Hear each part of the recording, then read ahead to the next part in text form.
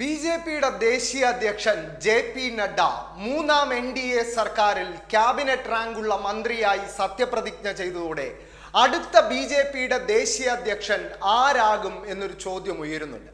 തെരഞ്ഞെടുപ്പ് കഴിയുന്നതോടെ തന്നെ ജെ.പി. നഡ്ഡയെ മാറ്റുമെന്നൊരു അഭ്യൂഹം നേരത്തെ തന്നെ പരന്നിരുന്നു.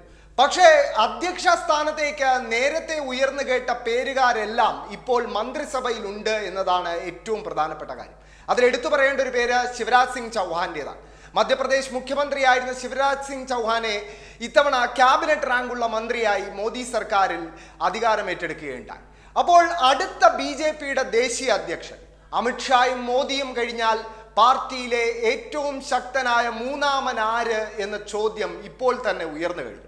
ആ സ്ഥാനത്തേക്ക് ഇപ്പോൾ ഏറ്റവും കൂടുതൽ ഉയർന്നു കേൾക്കുന്നത് 4 പേരുകളാണ്. അതിലാദ്യത്തേത് മഹാരാഷ്ട്രയിലെ മുൻ മന്ത്രിയും മഹാരാഷ്ട്രയിൽ നിന്നുള്ള പ്രധാനപ്പെട്ട നേതാവുമായ ബി.ജെ.പിയുടെ ദേശീയ ജനറൽ സെക്രട്ടറി വിനോദ് താവ്ഡെയാണ്. വിനോദ് താവ്ഡെ മഹാരാഷ്ട്രയിലെ ദേവേന്ദ്ര ഫഡ്നാവിസിന്റെ മഹാരാഷ്ട്ര ഉപമുഖ്യമന്ത്രിയായ ബി.ജെ.പി നേതാവ് ദേവേന്ദ്ര ഫഡ്നാവിസിന്റെ എതിർപക്ഷക്കാരനാണ്. അദ്ദേഹത്തെ ദേശീയ രാഷ്ട്രീയത്തിലേക്ക് കൈപിടിച്ചു കൊണ്ടുവരുന്നത് തന്നെ അമിത്ഷായായിരുന്നു. അതുകൊണ്ട് തന്നെ അമിത്ഷായുടെ ഒരു വിശ്വസ്തൻ എന്ന രീതിയിൽ അറിയപ്പെടുന്ന നേതാവാണ് വിനോദ് താവ്ഡെ. ആ വിനോദ് താവ്ഡെയെ ദേശീയ അധ്യക്ഷ പദവിയിൽ ഇരുത്തിയാൽ അമിത്ഷാ മോദി ദ്വയത്തിന് വീണ്ടും അധികാരം മറ്റൊരാളിലേക്ക് പോകാതെ നിയന്ത്രിച്ചു നിർത്താനാകും എന്നൊരു വലിയ ഗുണമുണ്ട്. അതോടൊപ്പം മറാത്ത വിഭാഗത്തിന് ഇത്തവണത്തെ തെരഞ്ഞെടുപ്പിൽ ബി.ജെ.പിക്ക് കനത്ത തിരിച്ചടി മഹാരാഷ്ട്രയിൽ നൽകിയ മറാത്ത വിഭാഗത്തിന്റെ അതൃപ്തി പരിഹരിക്കാൻ കൂടി വിനോദ് താവ്ഡെയെ ദേശീയ അധ്യക്ഷനാക്കുന്നത് ഉപകരിക്കും എന്ന് പറയുന്ന നേതാക്കൾ ബി.ജെ.പിയിൽ ഒരുപാടുണ്ട്. അതുകൊണ്ട് തന്നെ ഈ അമിത്ഷായുടെ വിശ്വസ്തനായിരിക്കുമോ അടുത്ത ദേശീയ അധ്യക്ഷൻ എന്ന ചോദ്യം ഇതിനോടകം ഉയർന്നു കഴിഞ്ഞു. പക്ഷേ മറ്റു 3 പേര് കൂടി ഇതിനോടകം ദേശീയ അധ്യക്ഷ പദവിയിലേക്ക് ഉയർന്നു കേൾക്കുന്നുണ്ട്. അതിൽ രണ്ടാമൻ സുനിൽ ബൻസാല. രാജസ്ഥാനിൽ നിന്നുള്ള ഒരു RSSന്റെ പ്രചാരകനായി രാഷ്ട്രീയ ജീവിതം ആരംഭിച്ച സുനിൽ ബൻസാൽ ഇന്ന് ബി.ജെ.പിയുടെ ദേശീയ ജനറൽ സെക്രട്ടറിയാണ്. 2014 ലോക്സഭാ തെരഞ്ഞെടുപ്പിലും 2016 നിയമസഭാ തെരഞ്ഞെടുപ്പിലും 2019 ലോക്സഭാ തെരഞ്ഞെടുപ്പിലും ഉത്തർപ്രദേശിന്റെ ചുമതലയുണ്ടായിരുന്ന നേതാവായിരുന്നു സുനിൽ ബൻസാൽ. ആ സുനിൽ ബൻസാലിന്റെ തന്ത്രങ്ങൾ തന്നെയായിരുന്നു ഈ 3 തെരഞ്ഞെടുപ്പിലും ബി.ജെ.പിക്ക് സംസ്ഥാനത്ത് ഒരു മികച്ച വിജയം സ്വന്തമാക്കാൻ സഹായകമായത്.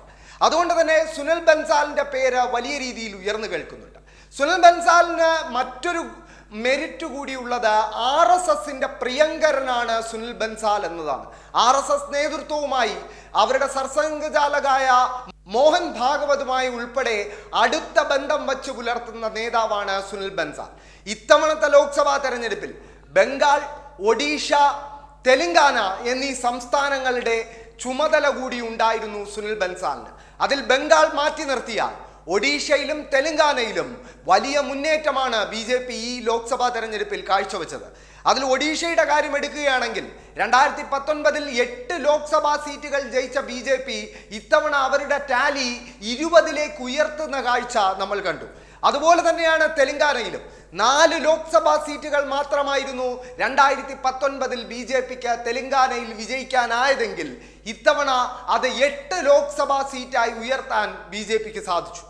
മൂന്നാമത്തെ പേരുകാരൻ ദേശീയ അധ്യക്ഷ പദവിയിലേക്ക് ഉയർന്നു കേൾക്കുന്ന മൂന്നാമത്തെ പേരുകാരൻ ബി.ജെ.പിയിലെ അധികായൻ എന്ന് വിളിക്കപ്പെടുന്ന BL സന്തോഷാണ്.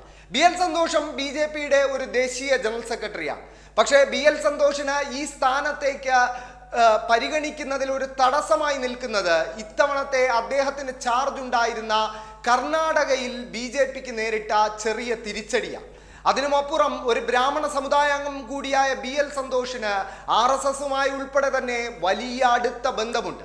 അതുകൊണ്ട് BL സന്തോഷം ബി.ജെ.പിയുടെ ദേശീയ അധ്യക്ഷ പദവിയിലേക്ക് എത്തിയാൽ അത്ഭുതപ്പെടേണ്ട കാര്യമില്ല എന്നതാണ് യാഥാർത്ഥ്യം. ഇനി മറ്റൊരു പേരുകാരൻ ഓം മാഥൂറാണ്. ഓം മാഥൂർ രാജസ്ഥാനിൽ നിന്നുള്ള രാജ്യസഭാംഗം കൂടിയാണ്. ഇപ്പോൾ ഗുജറാത്തിന്റെ ചാർജുള്ള ഓം മാഥൂർ ആണ് കഴിഞ്ഞ വർഷം നടന്ന ഛത്തീസ്ഗഡ് നിയമസഭാ തെരഞ്ഞെടുപ്പിൽ ബി.ജെ.പിയെ ഛത്തീസ്ഗഡിൽ അധികാരത്തിലെത്തിക്കുന്നത്. അന്ന് ഛത്തീസ്ഗഡിൽ എല്ലാ എക്സിറ്റ് പോളുകളും കോൺഗ്രസിന്റെ തുടർഭരണം പ്രഖ്യാപിച്ചപ്പോഴും ഓം മാഥൂറിന്റെ നിർണായകമായ തന്ത്രങ്ങളായിരുന്നു ബി.ജെ.പിയെ ഛത്തീസ്ഗഡിൽ അധികാരത്തിലെത്തിക്കുന്നത്. അതുമാത്രമല്ല 72 വയസ്സുള്ള ഓം മാഥൂർ തഴക്കവും പഴക്കവും വന്ന ഒരു മുതിർന്ന നേതാവ് കൂടിയാണ്.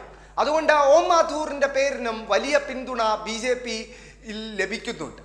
ഇതിന് പുറമെ രവിശങ്കർ പ്രസാദിനെ പോലെ സ്മൃതി ഇറാനിയെ പോലെ അപ്രതീക്ഷിത ഒരു ദേശീയ അധ്യക്ഷ സ്ഥാനത്തേക്ക് കടന്നു വരും എന്നൊരു അഭ്യൂഹവും പരക്കുന്നുണ്ട്. ഇതെന്ത് തന്നെ ആയാലും BJP-യിലെ അടുത്ത മൂന്നാമത്തെ ശക്തൻ ആര് എന്ന് വരും ദിവസങ്ങളിൽ വ്യക്തമാകുമെന്ന കാര്യം ഉറപ്പാണ്. അത് മോദിയും ഷായുടെയും അടുപ്പക്കാരനായിരിക്കുമോ അതോ RSSന്റെ അനുയായി ആയിരിക്കുമോ ആ സ്ഥാനത്തേക്ക് വരിക എന്നത് കണ്ടു തന്നെ അറിയേണ്ടിയിരിക്കുന്നു.